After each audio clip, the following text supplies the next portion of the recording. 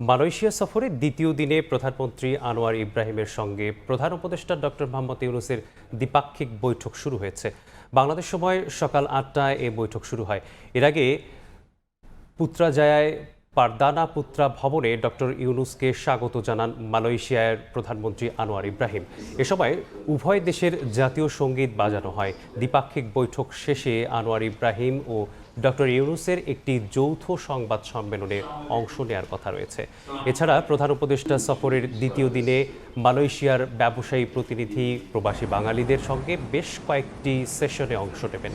৩ দিনের এই সফরে মালয়েশিয়ার সঙ্গে ৫টি সমঝোতা স্মারক সইয়ের কথা রয়েছে, যার মাধ্যমে প্রতিরক্ষা, শ্রমবাজার, বিদ্যুৎ, জ্বালানি, রোহিঙ্গা সংকট সমাধান সহ বেশ স্বার্থ সংশ্লিষ্ট বিষয়ে দুই দেশের মধ্যে আলোচনার কথা রয়েছে।